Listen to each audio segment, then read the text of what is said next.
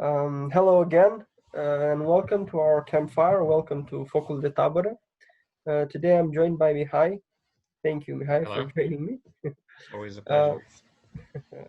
There is mine. And we want to discuss some things that I think are relevant to us, to our current situation, and the place that our world has gotten to. And I would like to start by asking about the meaning crisis. We hear a lot about a meaning crisis. Why do we say that we are in a meaning crisis? How did we get here? And on top of that meaning crisis, we have a crisis in communication, in discussing with each other. There's a lot of polarization. There are always at least two sides that pull in very different directions. And no one listens to what the others say. It's very difficult to come together, to unite somewhere. And Mihai, I wanted to ask, why do you think we got here? What went wrong? Well, that's the $1,000,000 question. I mean, you can try to answer it in 1,000 ways, and you will never reach a single reason. You can never single out one explanation, because like whole things are tied together and it's all a big mess. But I guess the part of the polarization you're talking about is the political left versus right divide. And you have these two sides which are very partisan. You have like leftists on one side seeing deconspiring proto-fascists everywhere. On the other hand, you have right-wingers who see like postmodern bloody neo-Marxists, man. and this is like every news item is interpreted by one or the other, and they always reach the same conclusion. Like it's the Marxists' fault, or it's the the proto-fascist fault.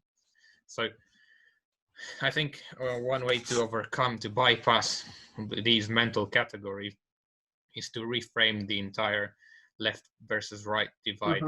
And the first preconception I would like to address is the idea that right-wing thought is a thing, it's like a unified thing, and at its core it's a supposed proto-fascist ideology about which Umberto Eco wrote about in his essay. And I recently came across a dissertation titled Responses to Modernity, the Political Thought of 5 Right-Wing European Thinkers, written by a guy called Matt Gibson, an academic from the University of Kent. And he reaches a very interesting conclusion. He says there is no such thing as a unified right-wing ideology, and that those who claimed this in the past relied on guilt by association. If you remember, like the most recent example being the so-called YouTube influencer network. And that, in fact, Umberto Eco described them in negative terms, right? So he said what right-wingers don't agree with, they are anti this, anti that, but he never provided a positive definition. And then in the same dissertation, Matt Gibson reaches the conclusion that it's much more productive to split the so-called right-wing into 3 different strains of thought. And one of them is orthodoxy or traditionalism. The second one is Prometheanism, and the third one is conservatism. And so this kind of has opened my my mind to exploring the distinction between traditionalism and Prometheanism, and I think this is crucial to having a productive conversation. So that sounds interesting. Can you explain a little more what's traditionalism, what's Prometheanism? Right. So we're going to ignore conservatism for now, because that's like a different thing and it's not very relevant. But so based on this guy's definitions, traditionalism, he calls it orthodoxy, but it's a bit confusing because you may associate it with the Eastern Orthodox Church, right? And it's not about that. It's about the traditional religious view, or if you will, the ancient view of the worldview in general of life. And it is shared by most great religions, by the Abrahamic religions, as well as Hindu and Buddhism. And on the other hand, Prometheanism, he distinguishes it from traditionalism in many ways. But I think it would be interesting to start with traditionalism and then contrast it with Prometheanism. Okay. Right. So let's start with traditionalism then. If you've had a conversation with Jonathan Pajot recently, you know his idea of the symbolic world. This is literally what traditionalism is about. Okay. And everyone who's had an epiphany or a life-changing experience realizes that things converge, like they become one at the higher levels of existence. And every hippie that tripped on mushrooms, or people who experience synesthesia, have this realization. It's like almost a cliche, like, hey man, it's all connected. And then they realize that there's a hidden fabric of the cosmos, and that is infinitely complex and full of an invisible order, peace, and a sort of a pulsating energy of which you can partake when you're in that heightened state. And then, according to most ancient religions, God is that pulsating force, or manifests as it.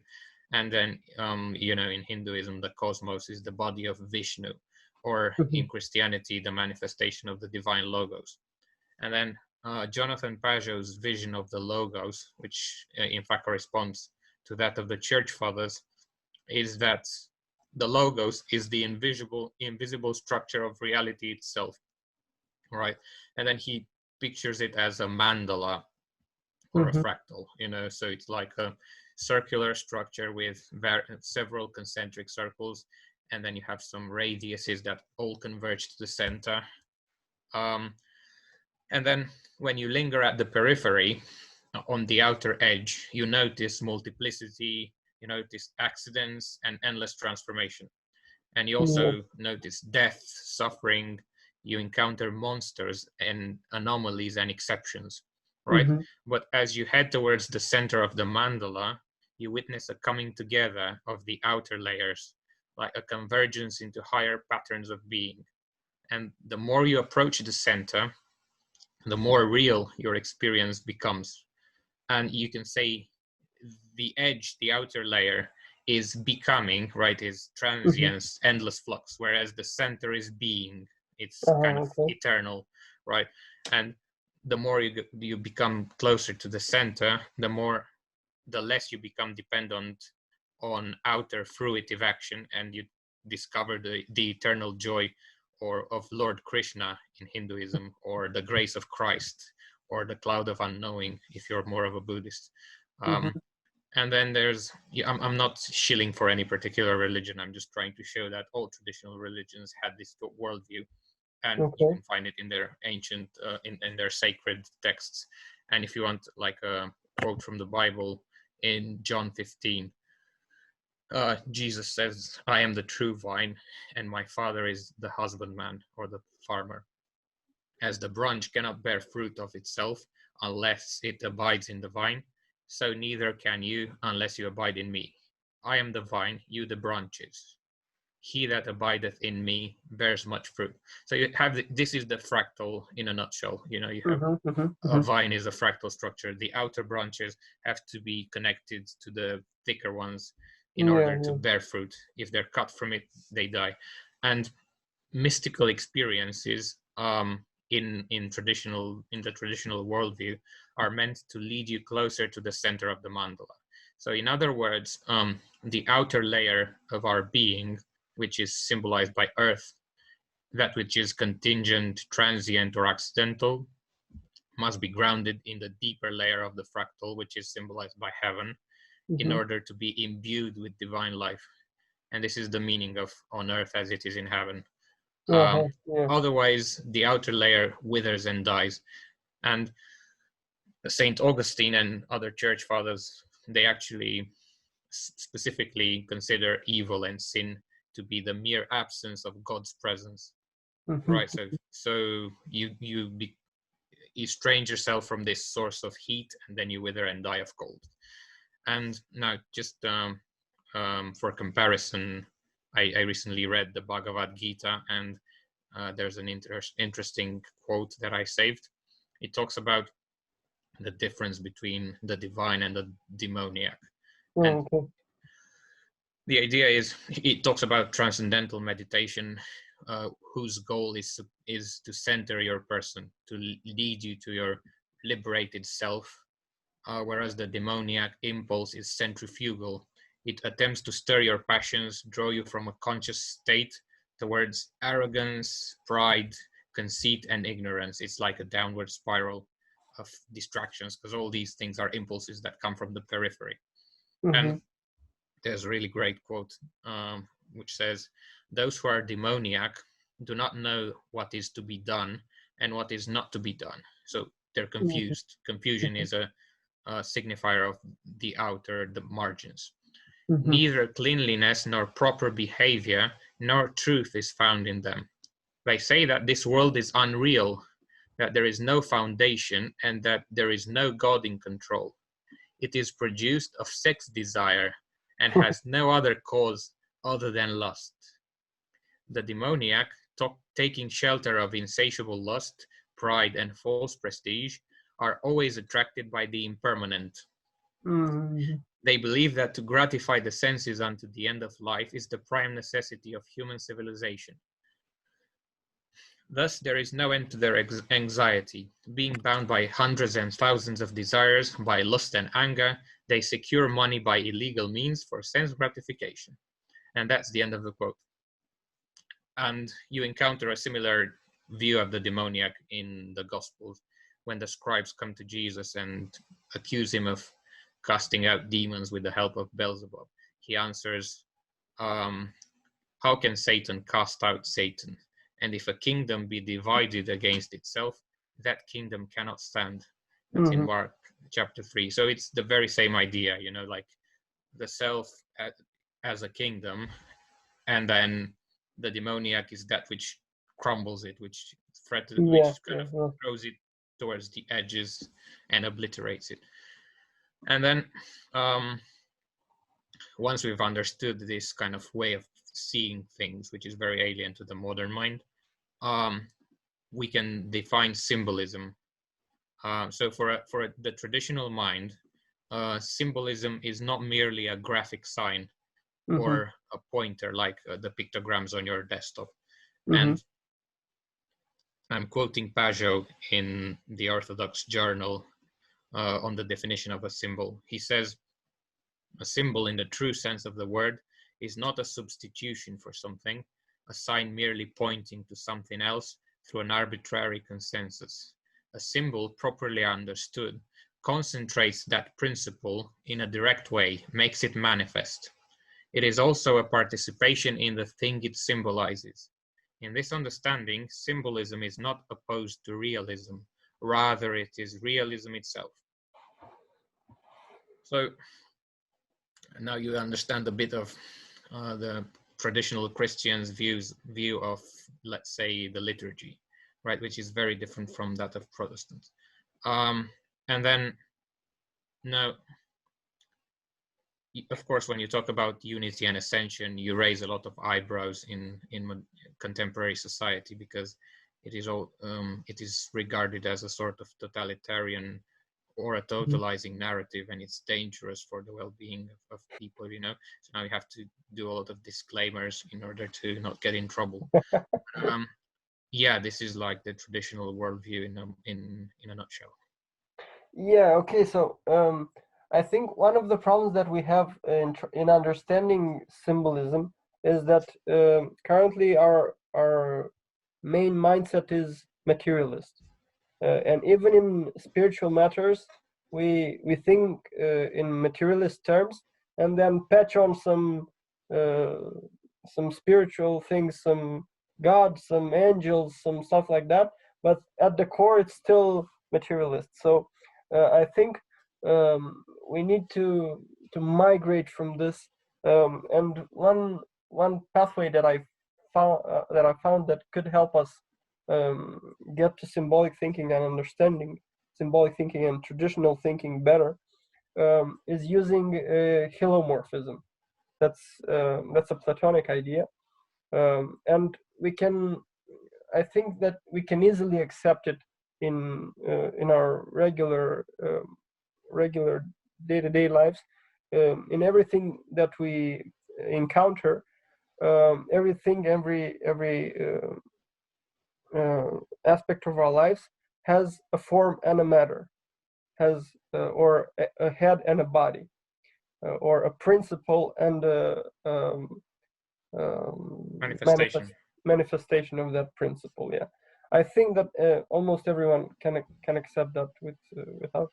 Well, you have scientific laws, right? And then you have instances of where they apply. So yeah. That's right. So take for example a cup of water. So you can say that the principle or the form or of that cup is something that helps you quench your thirst, or helps you drink water. But this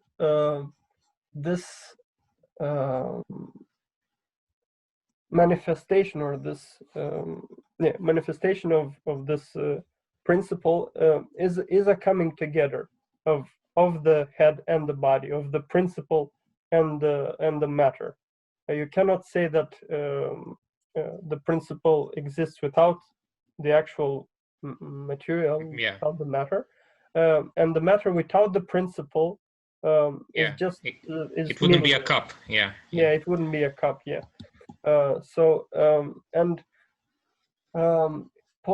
In postmodernism, there's sort of critiquing this by saying that there's no real connection between the principle and the matter, or between the principle and the manifestation, because you can use it in any way. You can say that the cup is not necessarily something to drink, but you can use it as a piggy bank, or you can use it to hold your toothbrush, or you can use it to bludge someone in the head. So there's no real connection. But actually, that's not a counter argument, because in every one of those instances, to use the cup as a piggy bank, you still need to apply the principle of the piggy bank. So it's still a coming together of the principle and the matter, of the head and the body, of heaven and earth. In the scripture, in the Gospels, there's a miracle that Jesus performs that I think could help us understand a little better. Jesus heals a blind man, and he does it in 2 steps. First of all, he touches him and asks him what he sees, and he says that he can see people, but they look like trees or something like this. So he can see bodies, but he cannot attach the principle to them. He cannot give them meaning. He cannot attach the head to the body. And then Jesus gets some dirt and touches him again, and then asks him again what he sees. And this time he can see both of them. He can see the coming together of the head and the body. So I think even materialists can understand this, and I think this could lead to understanding the symbolic thinking better. Coming back to traditionalism, I think in traditionalism you are guided by the principle. So the principle is the one guiding you. There's a hierarchy of being. Of being, yeah. And there are higher principles, and you can manifest a higher principle or a positive principle, and there are negative or lower principles that bring you down to multiplicity and to decoherence. Sure. Yes. Well, this discussion about metaphysics, it's. I think what you said about the cup and the shape is based on Aquinas, who said, contrary to Plato, you cannot have pure forms in the absence of the body. So you require the body. Yes. But yeah, go on. Yeah, so Christianity, I think Christianity modifies Platonism in this incarnation of the you cannot have the perfect forms without the incarnation of them, Sure. and Yeah, the I logos think. without the logos incarnated. Yeah, yeah. There's a great quote from Saint Maximus the Confessor, I think, who was saying that you can either distinguish those symbolic forms by starting from, like contingent realities, or you can go the other way from symbols and arrive at concrete things, and either ways are good. So yeah, the thing when we go into metaphysics, we encounter like a barrage of notions which are hard to substantiate, and the way I would like to go about these notions and the way ancient people went about them was not conceptual. It wasn't in terms of categories. It was a lot more, perceptive and right brain. And yeah, I think it's more relevant to talk about the distinction between the left and right hemisphere. Okay. So we don't get caught up in this philosophical Yeah, minefield. that's good. That's true. That's true. There's a lot of talk about the book The Master and His Emissary by Ian McGilchrist. In a lot of circles, people are reading or listening to it in audio form. So this guy talks at great lengths about neurology and how it affects the left versus right hemisphere distinction. And of course, it's a lot more complicated than left versus right, but for practical purposes, we can use this distinction. Okay. So then he talks about it is as if we have two brains in our mind, two minds in our head, and the left hemisphere thinks in one way, the right hemisphere thinks in a different way. So the left hemisphere, he says, thinks in deterministic causal chains, right? It's like the hemisphere of Kantian categories and jargon, right? And so it computes information sequentially, goes from A to B, from B to C, and so on. And then it orders disparate information under common factors, right? And then it creates like a Minecraft approximation of reality and confuses the actual reality with this map. And McGilchrist says that this hemisphere likes positive emotions, likes happiness, motivation, perfectionism, and it is fueled by dopamine, which makes it very motivated and aggressive, right? And it's bored with familiar patterns, and it wants novelty and invention. And yeah, in McGilchrist's view, modernity is characterized by an obsessive reliance on the left hemisphere and the rejection of everything other than it. And in order to understand what the ancients meant by the symbolic world, we kind of have to unlearn, at least try to unlearn this way of seeing things, because it will stay with us regardless. But they were a lot more right-brained than we are. If you read any ancient saga, or if you read like the Iliad, for instance, it's all like right brain. So the right brain is like the quiet, wise observer, and it perceives entire patterns of information like a snapshot at once rather than sequentially. And it kind of relishes the uniqueness of these patterns. It doesn't want to generalize and create categories. Like it relishes their unique aspect, and it attempts to align itself to them, to get in tune rather than abstract laws and use them for some goal, right? And it accepts complex emotions, even sad ones or melancholic states of mind. And it tends to be fascinated with the archetypal and seeing what is really there. Tries to make the everyday appear anew, and it is about discovering rather than inventing. So of course, in traditionalism, if you want to gain knowledge of the symbolic world, the mandala we just talked about, we're talking about patterns of being which are distinguished in a right hemisphere way, right? Because you want to get in tune with them. That's like logos. Logos is an auditive thing.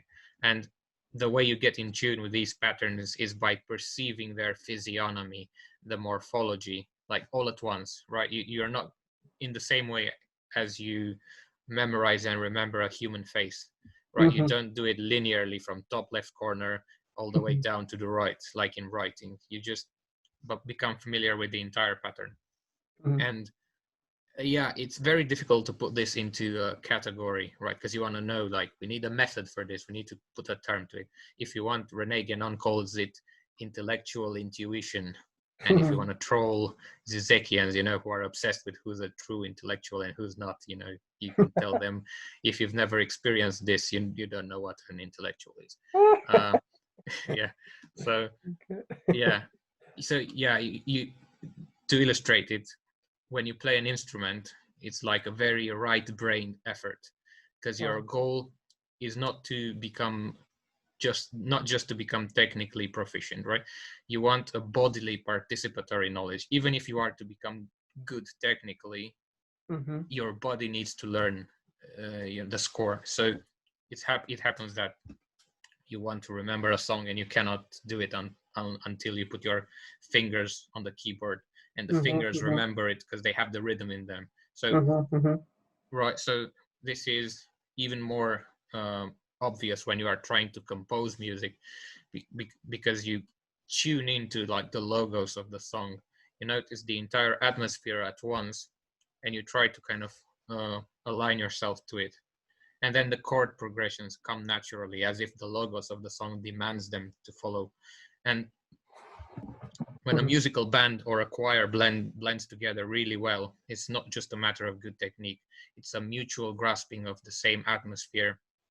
Everybody aligns to it. They all get it, and they get each other. So they kind of complete each other. And this is how you reach symbolic unity in a pragmatic way. Not just like doctrinal conformity enforced by the left brain. And yeah, so this is what I mean by mystic experiences. And so when you have like an extreme religious experience, like what Peterson called a religious experience, either through like religious contemplation, right? Maybe you're a monk and you do your exercises, or you do it through the means of chemistry, like Aldous Huxley did when he wrote The Doors of Perception. You kind of experience this coming together like in a very powerful way, and the sensory inputs, the emotion and intellect align, so you start noticing the greater patterns, and you're almost elevated. It's like an ascension to the mountaintop, and when you look at the landscape of your life, you have clarity and perspective, and you kind of realize what is truly important and what is transitory and forgettable. And people in that state, you usually realize that life is all about the underlying peace to existence, focusing on the loved ones, on creativity, and then like all the things that stress you out and worry you, or the grudges you hold, they seem like very small and irrelevant, because that you have the bird eye view. You're not like eye level, and you kind of see the whole landscape at once. So that's the the phenomenological approach to the traditional worldview. And we can talk about unity in art, but this could be another illustration of the principle. But if you have any thoughts in the meantime. I just wanted to stress out, I in my opinion, traditional in traditionalism, or traditional way of life, was more integrated. You are part of this structure of being, and you are connected to the center. There was no one was left out, or no one was lost in the cracks.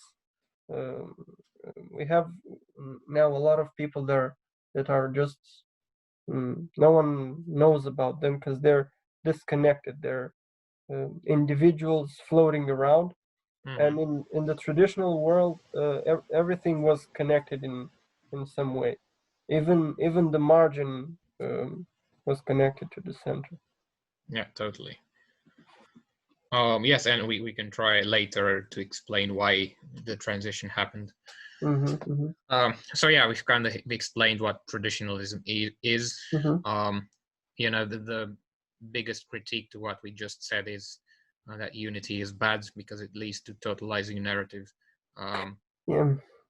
In art, I mean, you can you can argue that there are unifying factors that are not imposed by hierarchies of power and what have you. They are. Roger Scruton has an entire chapter in his book Culture Counts in which he talks about these factors.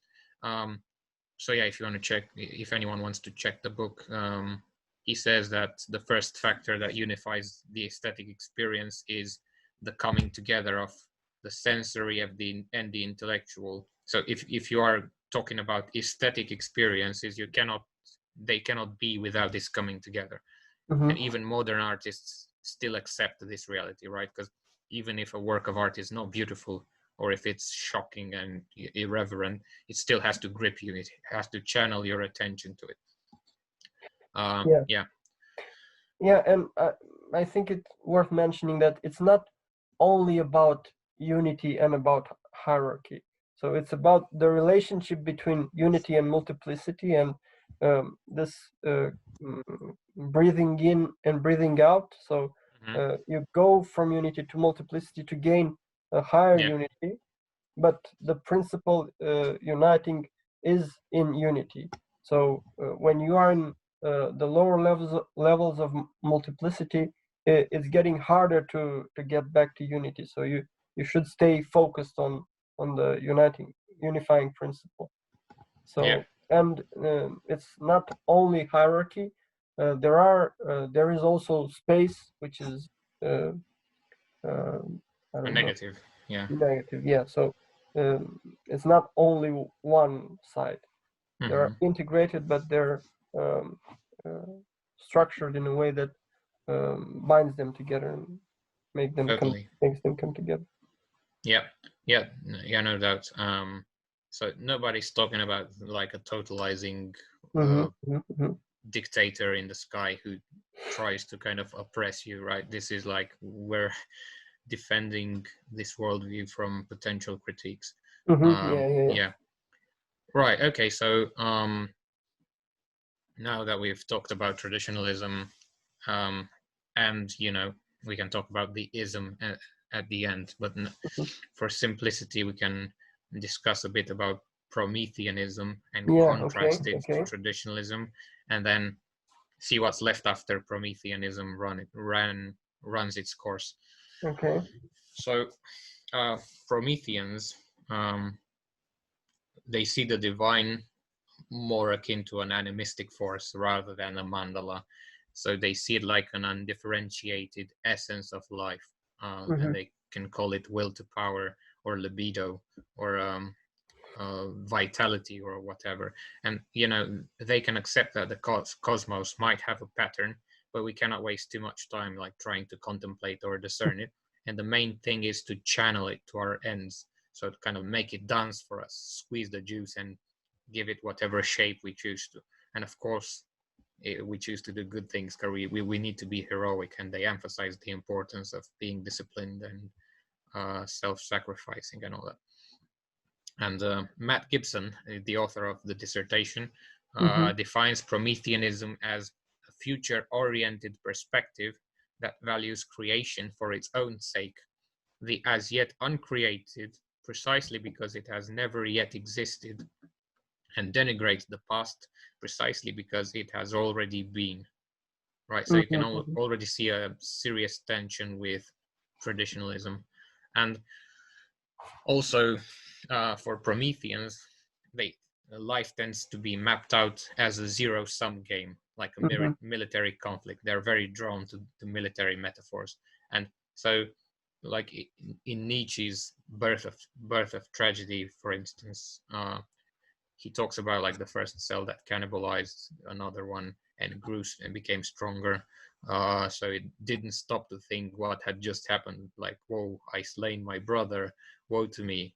It didn't become burdened by Socratic interrogation, doubts, and remorse, and it kind of grew stronger. And, Prometheans have this idea that healthy archaic cultures were kind of semi-unconscious in their dance with Dionysus, and their kind of healthy desire to expand competency and mastery of space. It was almost like a nomadic tendency, like a very healthy, pre-civilizational march through the desert, like the Jews had after leaving Egypt.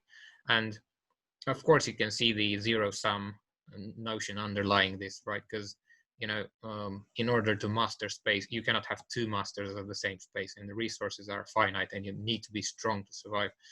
And then another difference between Prometheans and traditionalists is Prometheans reject every religious claim that the logos might have its own kind of complex shape, like internal order, or that it could demand something from you, right? So they cannot derive their institutional unity and ethos from, say, creeds or rituals or liturgy, because if in order to have these things, you need to have a shape of the mandala, right? And you need to illustrate them through mysteries. So symbolism for Prometheans is quite understood quite differently. So since the sacred libido or will is just that, like an enormous amorphous river of energy, the symbols are magic spells meant to trap it, right? To store it and then use it, conjure it up. It's almost like alchemy, right? So while in traditionalism, the divine epiphany always flowed from the mandala's center towards the periphery, it's always from unity towards multiplicity. Like that's one of their core principles. And it nourishes the margins through the grace of the logos, right? They do it either through mysteries or through initiation rites, or in Christianity through liturgy, which is a big deal. In Prometheanism, the relationship is completely inverted. You have to start from the margins, you gather multiplicity in your receptacle, and then you force it to become unity. So you're like a little Aleister Crowley, or like an evil mage who tries to gain like forbidden knowledge, right? It's like Prometheus stole the fire of the gods and gave it to the mortals. So it has this aspect of a tragic Luciferian figure, right? So the way in which this plays out is the Promethean throwing dirt into the air and hoping to witness some alchemical transformation, right? And usually, I don't know if that happens or not. Maybe some of them succeed, and they reach forbidden knowledge and they become close to saints, but in a twisted way. But the way these things usually play out is that multiplicity remains fleeting and treacherous, and they kind of fail. So if you want an example in which Prometheans attempt this, is through conspiracy theories and the lure of Hegel, to put it succinctly. So you have the deified man who's creator of new, takes history, which is like an enormous amorphous thing of dirt, and forces it to become a manifestation of his will, right? That's like the Promethean quest in a nutshell. And you see this with Protestantism when the American Protestants created all their prophetic charts in the 19th century, all the millennial cults. So basically, if you go back in history, they wasted like decades trying to read the book of Daniel and the Revelation and try to find correlation between symbols and like contemporary events. And they're all about, this beast represents the Ottoman Empire. This other beast represents the Vatican. This one represents Russia, and this one is the USA. So it's like all like one-to-one semiotics, right? It's like the kind of postmodern equivalence, the sign rather than traditional symbol. So of course, I mean, people are doing it all the time today as well. So if you look at the elections in the US, you have like two categories of Prometheans. The first ones think that Trump is some sort of like Cheeto Hitler, who's the personification of the fascist forces of evil, right? And they're opposing this. Whereas the other ones are like, Trump is the savior. And if you look at the QAnon crowd, they think like, there's a conspiracy against the commoners, and Trump is the literal savior. And if you speak to these people, I mean, they genuinely believe that the elections of 2020 are the dawn of a new era. We're entering the era of Aquarius, and humanity will free itself. So if you look back, they did the same thing 10 years ago. They did it 50 years. If you look at the Protestant denominations in the 19th century, they wasted like decades with these kind of contingent political facts, and then they forgot about them, and they went with the next one. And it's such a waste of human resources and brain power on, because the things that they kind of replace the entire point of fractal symbolism, of understanding the symbolic world. You are unable to grasp that the cosmos is layered like a mandala, and the things that really matter are central and coming together. So you replace that with like a political utopia or fruitive action, or striving for some goal or another, and you say this thing is the logos, and the one who opposes me is the serpent. So it's a huge waste of time. But this is Prometheanism, basically, in a nutshell. That's what it attempts to do. So they replace liturgy and mysteries and beautiful architecture and icons and all these kind of intricate structures that try to replicate the mandala. They replace all of that with conspiracy theories, and it utterly fails. So then this is Prometheanism in a nutshell, I would say. Yeah, I was thinking maybe we can. There's one way to explain it would be in agricultural terms. So the traditional view is that the seed comes from heaven into the earth, and in this coming together, the plant is born, or the tree is born from this coming together.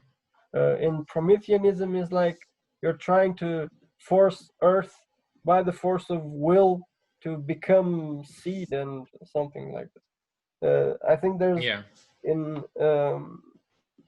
during the Stalinist era, there was some Russian scientists that tried to grow oranges in Siberia or something like that.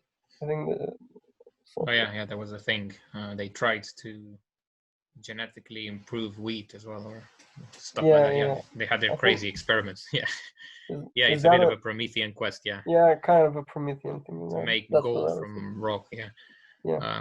So obviously, we were talking about the right and how you can distinguish between traditionalism and Prometheanism, but there's obviously Prometheanism of the left side, variety. And you have like the hero who takes fire and tries to distribute it equally to the citizens of peoplekind. So basically, I would say Prometheans exhaust themselves, and eventually they give up on the quest of reaching the center. And then what happens afterwards is modernity, basically. People start worshipping multiplicity. Yeah, you've mentioned that the Prometheans are very interested in the military. So I think this also could be helpful. There's basically four types of people. You could say there's the spiritual people, the people that pray, the fighters or the military, and the workers. And the workers are the merchants. Oh yeah, true. Merchants and craftsmen. Craftsmen. Yeah, and in traditionalism, the unifying or the unifiers are the spiritual people. You come together into the church, or you come to the saint, or you come to the wise abbot, elder of the church. But if you remove this top level, if you remove the spiritual level, what remains to bring you together is the military or something like this. But this doesn't have the same power to bring people together, and after a while you get you decohere from this. And then the next level is you'll be coming together into the mall or something, like you come together to shopping or to economy. Economy brings us together. We'll all be saved by economy. But this has even weaker force of bringing people together, and it's also coming apart. So I think it's coming all down to multiplicity at the Oh lowest. yeah, and then you have workers of the world unite Yeah. once the economic unity has gone. Right. Yeah, that's right. Yes. Yeah. No, that's a very good point, because you have like the Brahmins, you have Yeah. the spiritual people at the top. Once they are gone, you have militarists, people obsessed with tanks, and you can see that in the fascist regimes of the 20th century, people obsessed with zero-sum games. And then the other ones, once the Promethean current has exhausted itself, you have people who are obsessed with peace, and they think that everything is a collaboration. There cannot be any conflict, right? And then if you encounter people who try to take advantage of your goodwill, you don't have the tools of defending yourself. And yeah, in a traditional worldview, you can accept both ways of thinking. You can accept cooperation as well as conflict. Yeah.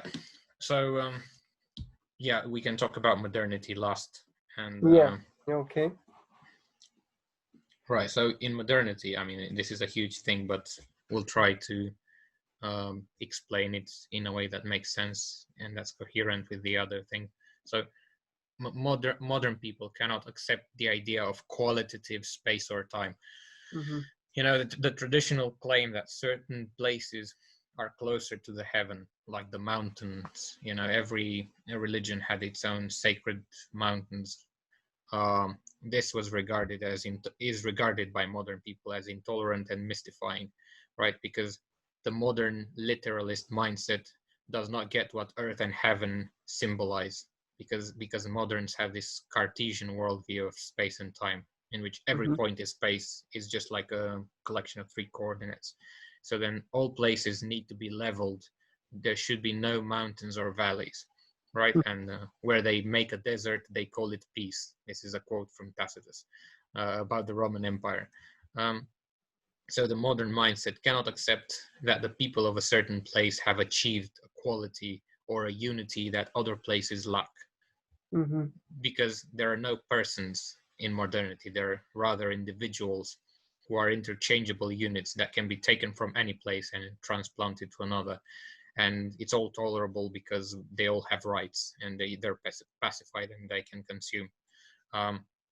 So instead of elevation and coming together, which you had in pre-modern ways of making culture, in modernity or even post-modernity, because the distinction is kind of irrelevant, you have entertainment, which, you know, in our language is distractie, which is very self-explanatory, is distraction.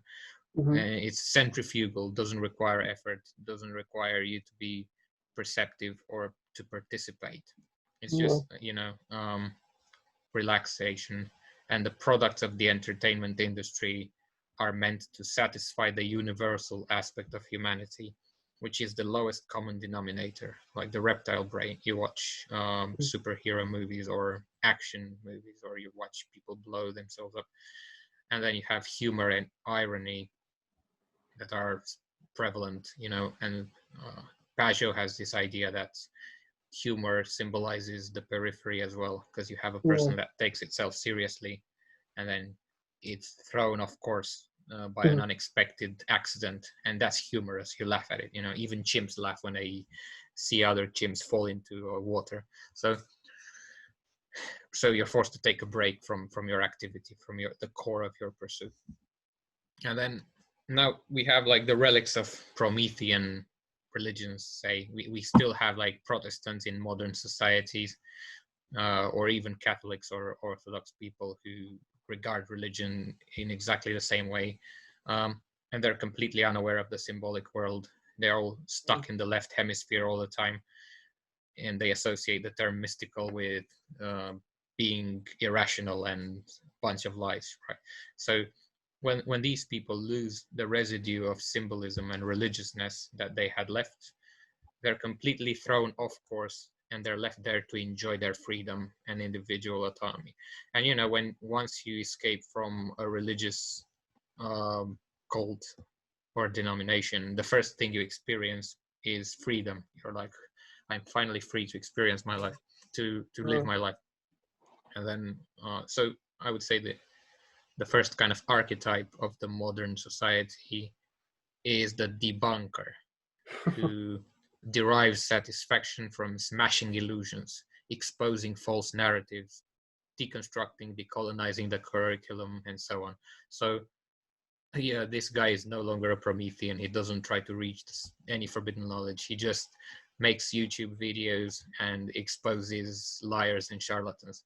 So you have new atheists who did that, like Sam Harris, Richard Dawkins, and all the other two, and they made, basically their books were for entertainment purposes. They were meant to be read by millions, so they had to be enjoyable. And then you can also see this tendency to cut through butter, right? To deconstruct in some Protestant pastors as well. René Guénon has these interesting things. He says that the modern principle is anti-religious because it's anti-traditional, and if someone's still a believer, a Protestant still holds the inspiration of Bible, is because they haven't been radical in their embrace of this principle. They haven't been as radical as the non-believer. And then you have these kind of progressive pastors who are interested in skepticism, and then 90% of their intellectual bandwidth is channeled to deconstruction. So they tell you why you should, like, leave behind some interpretation or another, or why you shouldn't pay attention to this or that other source. It's like, be careful about charismatic Christianity, right? Be careful about pietistic forms or fideistic forms of Christianity, because these are shallow. They're emotional self-redemption. Beware of the false merchants, right? Or reject dogmatism. We should be iconoclast. You shouldn't be dogmatic. You should be open-minded, right? Or then, beware of the gospel of prosperity or motivational speakers, right? They're trying to sell you products. So they kind of feed on this deconstructive process, and you can clearly see that they're unable to offer something. They cannot articulate a positive vision. It could either be like some vagaries about transhumanism, like things you cannot partake in anyway, because it's like a collective endeavor. So you're kind of just proud of this phenomenon, and you align yourself to it, and you're on its side, right? And when it's been decided, or they tell you that Jesus is on their side and he would agree with everything they say, and you should come to Jesus. But then you ask them, what do you mean? Because you've kind of ruined every practical ways of exerting spirituality, but it's all personal, man. I cannot tell you, I cannot interpose myself between you and Christ. You have to do it yourself. And then their disciples you can see they're disjointed. They're at war with everything. Their social lives in shambles, most of them stuck in destructive loops. They cannot move forward to any new reality or make peace with their religious past. So I genuinely think that these are blind shepherds leading the blind, and they only accentuate confusion, right? We talked about confusion and distraction as core principles of multiplicity and modernity, right? So these have long ceased even the Promethean quest, and now they're just trying to dig deep into confusion. One of the things that I think characterizes multiplicity, or the Kali Yuga, or this last stages of this, is that it's you almost cannot see the center. So it's you're leading the others to nowhere, to so-called open sea, where there's nothing, where there's just potential. Know. Well, you've entered some shady areas with Kali Yuga now, because we're only talking about Hindu mythology here. We don't discuss any radical traditionalist revival or reinterpretation of the Kali Yuga. But you're totally right. We can just use multiplicity for So for those who are not familiar with the term, the Kali Yuga is the last age in the ages of man in Hindu mythology. So it's the age where the lowest become the leaders of the entire edifice, and the world is upside down, right? So if you remember the quote from the Bhagavad Gita, what you should do to become ascended, to reach the peace of God, it's all the inversion of that. Kali Yuga is, you know, like brother against brother, they slaughter each other. Man wishes for the death of his wife for her husband, and so it's like love is rare, and they're all obsessed with money. So that's the Kali Yuga in a nutshell. Yeah. Right. So I would say that after the debunkers have done their work and demoralization of whatever relics of religiosity were left, you reach a point where people worship multiplicity, and I think here enter the intersectional people and grievance studies and what they term fluid ontology. And remember that in our last chat we discussed about a paper called Wet Ontologies, Fluid Spaces and Legal Fissions by a guy named Philip Steinberg. And I'm not going to quote that again, but yeah, the guy wanted to do three things. He wanted to destabilize the existing static and bordered framing of space. He wanted to turn away from notions of fixity, to challenge horizontalism as a foundation for political organization of space, right? So he wanted to just basically build an academic edifice with a sledgehammer and dynamite. And so, yeah, you can read any grievance study paper,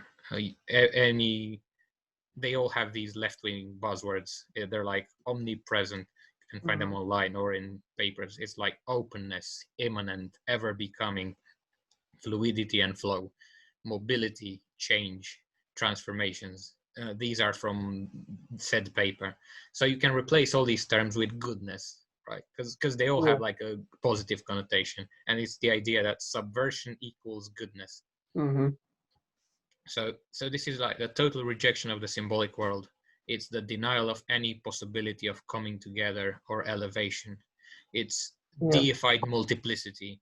So the anomaly, the monster at the margin, the exception elevated as the divine. And this is confusing because how can an exception be divine without being an instance of a higher principle, right? How can it teach us about the wrongness of our categories if it doesn't reveal some unknown characteristic of the entire edifice, right? And it seems self-contradictory, but that's the point, because the grievance studies are not puzzling and self-contradictory by accident. This is the characteristic of the aquatic realm, where things aren't differentiated or fully formed, like to go back to the symbolic thinking.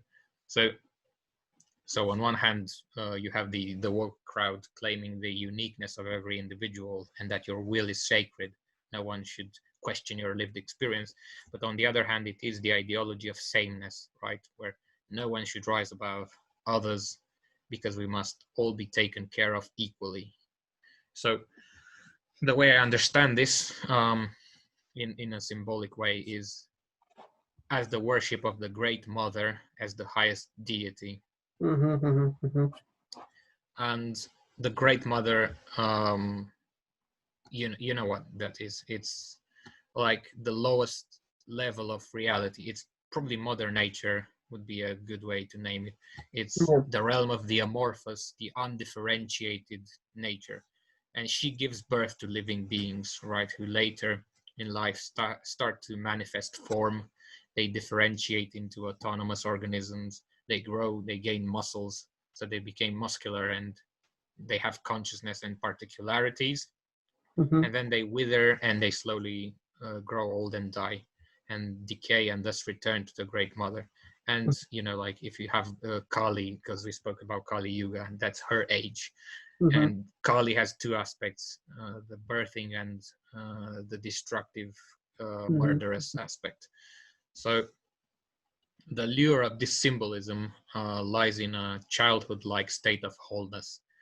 because we spoke about people becoming adults and starting to differentiate, right? You become specialized. You cannot be, you don't have the same potential as a child. But when you're small, you're taken care of by your mother. So it's a sort of blissful state where you're absolved from discriminating between this or that choice. So it's probably the same reason why freezing to death is accompanied by blissful dreams, and it's a mercy of nature before the amorphous receives you in its embracing arms. So now the matriarchal society, if you worship this deity, right, it makes you glorify intuition and prophecies as source of knowledge, as opposed to tradition and law, because these are patriarchal. Now, from a sexual perspective, it glorifies the orgy as opposed to marriage. And then it kind of glorifies the coven, which is circled and facing inward, as opposed to the male brotherhood, which is lateral and onward facing, because they have to face the enemy.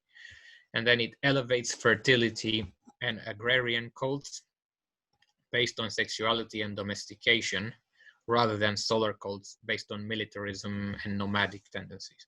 And you can clearly see this archetype at work in most feminist and LGBTQ circles, with their rejection of tradition and law, their kind of disapproval of marriage, to put it mildly.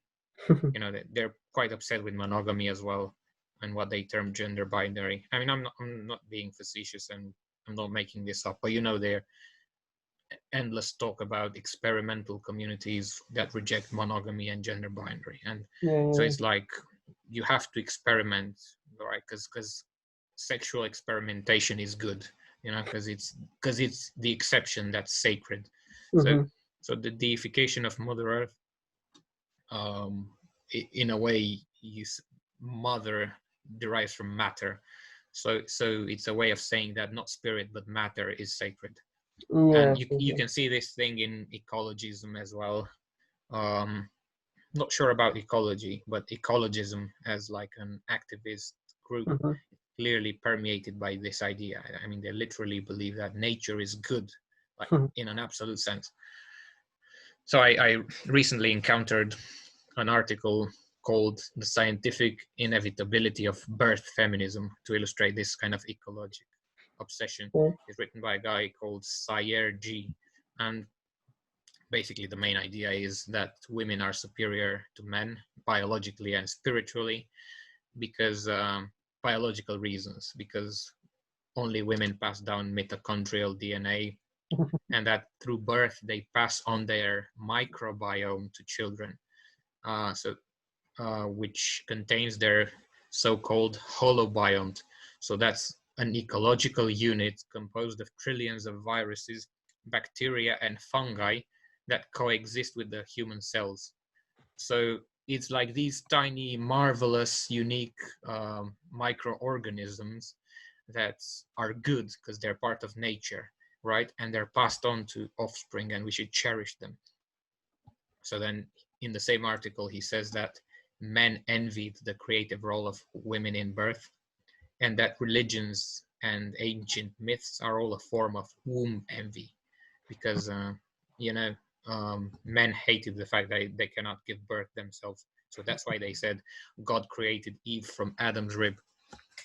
And then he defines religion as men creating meaning by killing men and establishing symbol systems, practically capturing by proxy the creative power latent within every woman's body and experience. And he relies on Erich Fromm on this interpretation. And Erich Fromm was like a disciple of Freud. He was a socialist associated with the Frankfurt School of Critical Theory.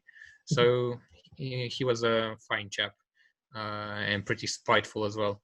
So he concludes the article by saying, "We're finally waking up to an ancient truth. Women are superior to men fundamentally." So basically what he says, he rejects the symbolic world by claiming it's discriminatory, right? It calls it sexist in this case. So of course, once this has happened, people will start to argue, you know. If you object to his arguments, if you say you cannot tear down the symbolic edifice, he will say, well, if you're bothered then by this, then you must be a sexist. And then you start defending yourself endlessly, trying to prove you believe in gender equality. And then they throw in the next bomb, like non-whites are superior to whites, or queers are superior to heterosexuals. So it's pure subversion. And it's a mistake trying to engage with it. It's like a bait. So because it always ends in confusion. But that's the point again, because it's the worship of multiplicity and the accidental. So it's literally throwing dirt into the air and claiming it's magic.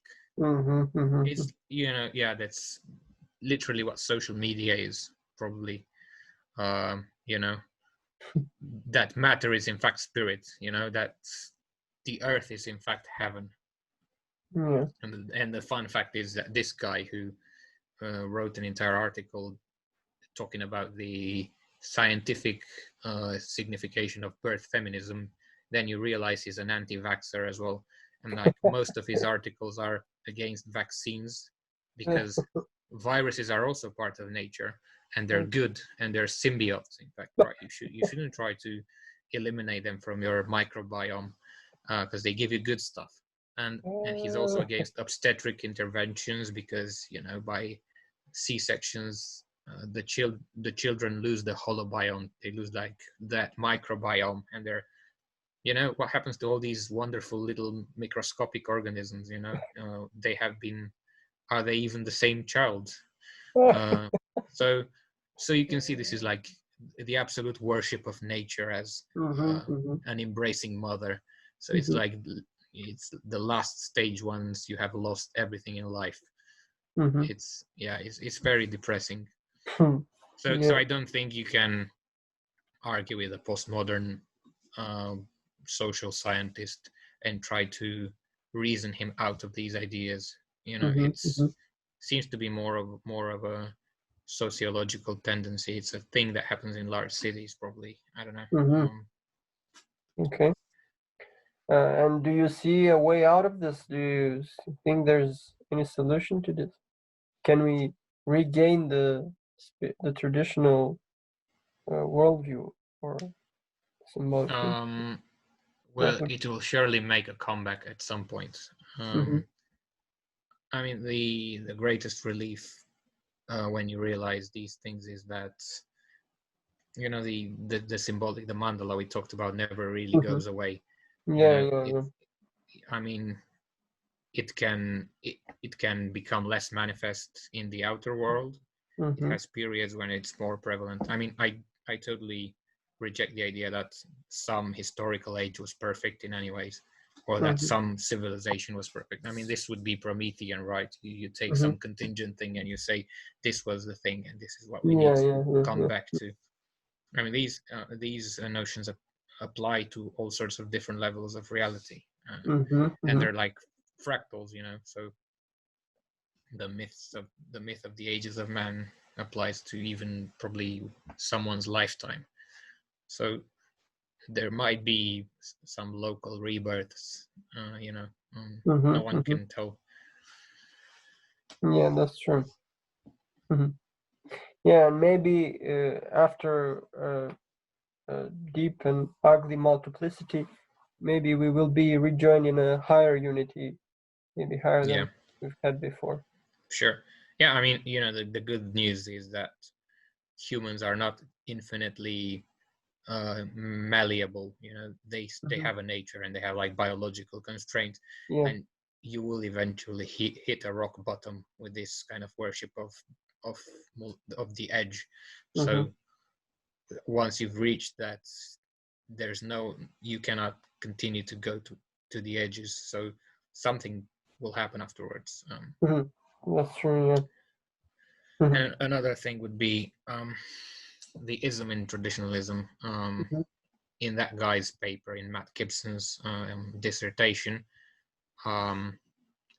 he defines orthodoxy, which we call traditionalism, as the belief that political legitimacy lies in being able to connect subjects to a metaphysical realm so as to negate the perishability inherent in the sublunary human condition. So I googled sublunary, and it means belonging to this world as contrasted with a better or a more spiritual one. Okay. So the problem is, like, my reservation is the political dimension, because in this definition it's the goal of the elites to make sure their subjects become part of this kind of symbolic structure. So well, yeah, it's this kind is of like the king is the defender of the faith or something like. Yeah, or the pontifex, the priest who is also a warrior. So I'm very wary about trying to enact that in modernity, because we've lost it. I mean, this thing doesn't happen through violence, and it's kind of tricky trying to enact it outwardly. I mean, these things always manifest at different levels simultaneously. So if a revival, a cultural or a religious revival happens, it happens from the center. There's an epicenter. You cannot trigger it yourself by political measures, right? There's a very strong idea, like a rock falling into a lake and creating a ripple. And then the imperium orients itself around it, like the Roman Empire literally embraced Christianity because it was compelling. Yeah, that's the principle. So, coming back to the left brain versus right brain distinction, you cannot do it in a left brain manner, right? So it's always like unity must manifest itself. So Christ must be born, and you're like Simeon waiting for the birth to take place. And then you can do this practically by being perceptive, by being meditating, or being spiritual, really, rather than by being involved in politics. Yeah. Yeah, sounds good. Okay, that was really interesting. So I think it sheds light a bit on this whole notion of symbolism, and in a way, because we talked about the negative aspects of unity. Guénon says that contrary to modern belief, material flourishing and multiplicity and endless fractioning will never create peace. I mean, if you want to define modernity in a nutshell, it's this endless fractioning that happens since the Reformation. You had one church that started to divide endlessly to thousands of sects. You had this with economics. You had this in every plane of existence. And now you have it with social media, the dissolution of the mainstream news into an infinite number of smaller channels, right? So you cannot create cohesion and peace through this. It's actually the opposite. And in a way, if you understand the symbolic world, if you understand it, you have this intellectual intuition, you kind of stop fighting over contingencies, right? You can appreciate other faiths. That's why I wanted to compare like Christianity with Hinduism, right? Because you have the same understanding in different religions, right? And this is like, you stop fighting about Shia versus Sunni, because you both agree on the high level, right? It's pointless to fight over details and minutiae. And also I think in the symbolic worldview, the world around us is alive, because from a materialist point of view, everything around us is dead, and only us are agents, alive agents that can interact with. That's the modern point of view. And in postmodernity, it's like I am the only one that's alive, and all the others are dead. They're captive to their ideologies or their genders or their race or their something, and I'm secretly the only one alive, and all the others are wrong. So it's kind of deadening or bringing death into the entire world. It's kind of nihilistic in a sense, I think. And in the symbolic worldview, or the traditional world is alive. Everything that you interact with is part of a system that has meaning and is connected to something. Yeah. Well, I mean, you have the same thing with various sorts of deconstructions as well. You know, you have with social engineering, or you have it with psychologists who try to map people based on their needs. You know, it's the same thing. I'm secretly alive, the rest are just machines. Because those people doubt even, I mean, even Jung went beyond the self or the ego and split it into components, right? So so there's no end for the splitting into multiplicity in the modern quest, right? I mean, you have a lot of people who say that they don't think that even themselves exist, right? They think they're, that's right. and some of them are quite poetic in their expression. So you have nihilists who write very beautiful poetry or prose, and they're like, I'm a marionette, I'm drawn by strings, I'm not real. You know, we are desperate about it. So it seemed like rock bottom. So I think things will start to become better after they become worse first. Maybe we're nearing the switch, the flip. So okay, I think that's a good point to end our discussion. Thank you, Mihai. It was really helpful, I think, for me. Thanks for inviting me, and really good talk. Okay, thank you. All right, have a good one. Cheers.